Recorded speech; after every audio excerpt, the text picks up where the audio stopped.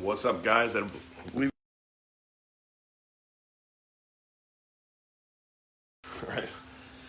That makes it episode 49. Sick. That's pretty fucking rad. So, episode 49. That's really cool because I've been this consistent with these for months and months now. So we're well past the hundreds, probably into the 200 or 300s, hopefully, within the next little bit. It'll be really cool when we can say that I've done one of these every day for a whole fucking year. I'm super pumped about that, way excited about that. But today I want to talk about the pandemic of good enough. I think there is a massive level of just calling it the fuck in. All right? God doesn't want you to be average.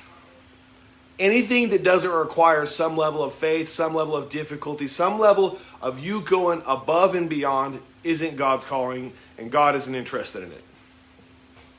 What's up, Chris? What's up, Chris? The two Chris's with a C and with a K today. Awesome. And so, I want you to take a minute and, just think about your life. Really, think about it. What things are you good enough? Good enough? That's good enough. Don't worry about it. I'm just as guilty with this as anybody else is. But the thing is that, good enough will fucking poison your life. It is just like a disease. It's just like a virus. It will spread and seep into and infiltrate every area of your life.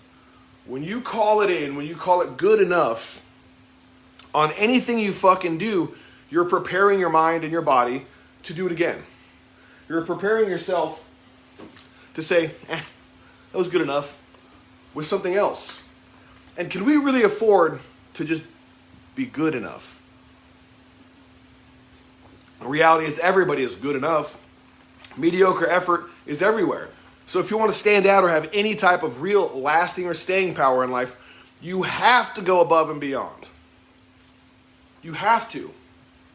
But the cool thing about it is going above and beyond, doing the extra mile, doing hard stuff is just as infectious as doing just good enough. The more you go out of your way to just fucking crush it at things, the more that will start to infiltrate every area of your life to the point where you can't just half-ass anything, because when you try, you just don't feel right. You feel half-assed, which is exactly how you're supposed to feel when you half-ass things. And once you know that there's a difference, it's no longer a mistake, it's a choice.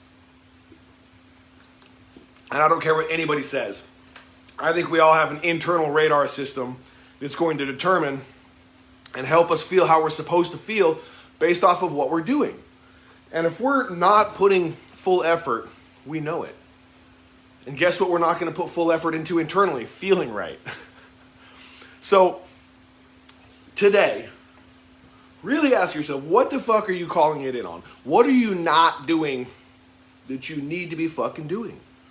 What did you not do last night that you know you needed to do? I got half of a painting done. Luckily enough, I say full send just like Chris says here. So often I'm ahead of how many paintings I'm supposed to have done right now. But that doesn't excuse me from needing to do more. And so I'm going to do 2 tonight, despite the fact that my cousin Sam's coming in from out of town. Despite the fact that I'm going to be tattooing him. Despite the fact that I'm going to be fucking beat by the end of all of it. I am not going to let myself fall further behind. I mean, I'm not even behind yet. I'm ahead, and I'm worried about falling behind and being ahead for how many I have. We were going to do 30 paintings for 30 days, and I was like, nah, fuck that. I'm doing 40 and 30. And for a while, I'd say, I'm going to try to do 40 for 30. I'm going to try. And then I started removing that word try from everything. I'm doing 40 for 30. I'm going to do at least 40 for 30, putting a cap on it on top of that.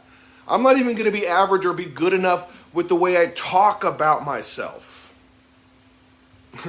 They just said I want an easy day this morning and currently deep cleaning and rearranging our room. Good.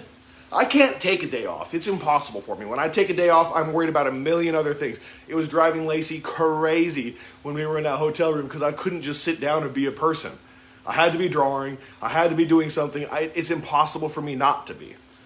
But that's exactly what I think that everybody really needs. Have you ever noticed that those creeping doubts, those creeping depressions, those creeping sadness, all the stuff that you hate feeling how you feel that way, always creeps in when you're not fucking doing something? Have you noticed that it's impossible to be anxious when you're balls fucking deep and making sure the stuff that needs to be accomplished in your life is getting accomplished? Have you ever noticed that? Because it's true. 1,000,000% true. It's impossible to be depressed when you're out there working hard as fuck. You feel depression when you're sitting around thinking about being depressed. If you don't allow yourself the opportunity to sit and think about it, it won't fucking happen. Now, I'm not a fucking psychiatrist, a psychologist, or a doctor, but in my experience, let's put it that way, in my experience, that's how it works. The less I call it in, the less I say good enough, the less I say I'll do it tomorrow, the less I say somebody else can handle it, the better I feel as a person. The more responsible I feel, the more capable I feel. All things I think that are directly related to feeling good. So today I got to go eat with Lacey because we ordered some breakfast and she picked it up on the way over here. So I got to go eat with her before my appointment gets in here. I got a few other things I need to do.